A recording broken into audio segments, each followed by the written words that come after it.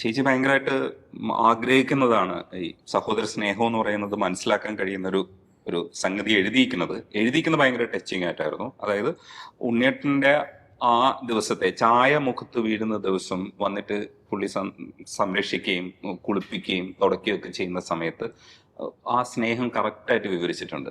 അതിനുശേഷം പിന്നെ ആ ഒരു സ്നേഹം മറ്റാരിൽ നിന്നും കിട്ടിയിട്ടില്ല എന്നാണ് ചേച്ചി എഴുതിയിരിക്കുന്നത്. പിന്നീട് ഈ സഹോദര സ്നേഹമൊക്കെ എക്സിസ്റ്റ് ചെയ്യാതെ പോയി. പിന്നെ ഉണ്ണിയേട്ടനെ കാണാതാവുന്നു. ഇപ്പോഴും ശരിക്കും വിശ്വസിക്കുന്നുണ്ടോ ചേച്ചി ഈ പറയുന്ന ഉണ്ണിയേട്ടൻ എന്ന് പറയുന്ന ആള് തിരികെ വരുമെന്ന്?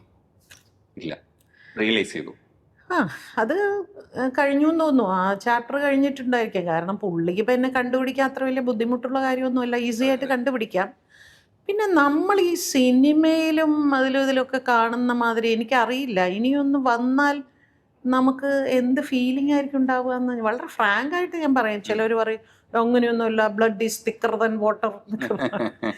എനിക്ക് തോന്നുന്നില്ല അങ്ങനെ വീണ്ടും നമുക്ക് ഫ്രം ദ ബിഗിനിങ് ആ പോയ അപ്പോഴുള്ള സ്നേഹം നമുക്ക് ഈ ചാപ്റ്റർ ഒന്നേന്ന് എഴുതി തുടങ്ങാം എന്ന് പറഞ്ഞാൽ അങ്ങനെ പറ്റുമെന്ന് എനിക്ക് തോന്നുന്നില്ല.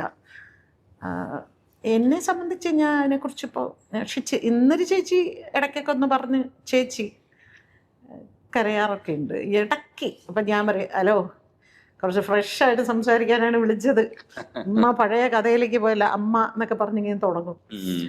അങ്ങനെ അപ്പം തന്നെ അത് അത്തരം സെൻറ്റിമെൻറ്റ്സിൽ ജീവിക്കാതിരിക്കാൻ ഞാൻ ഒരുപാട് ശ്രമിക്കാറുണ്ട്. കാരണം എന്നെ മോട്ടിവേറ്റ് ചെയ്യണമെങ്കിൽ ഞാൻ ഈ സെൻറ്റിമെൻറ്റ്സിൽ മുറുകെ പിടിച്ച് ജീവിക്കാതിരിക്കുക എന്ന് തന്നെയാണ്. ഈ അമ്മ മരിക്കുന്നതിന്റെ സങ്കടത്തിൽ ശരിക്കും പുള്ളിക്ക് എക്സിസ്റ്റ് ചെയ്യാൻ പറ്റാത്തൊരവസ്ഥ അവൻ അങ്ങനെ തന്നെയായിരുന്നു. ഇങ്ങനെ ശരിക്കും ഞാൻ കണ്ടിട്ടുണ്ട്, ഈ സാരി തുമ്പ് ഇങ്ങനെ പിടിച്ച് നടക്കും. അമ്മയുടെ ഇതെപ്പോഴും അവൻ്റെ കയ്യിലുണ്ടാവും, ഇതിങ്ങനെ പിടിച്ച് നടക്കും.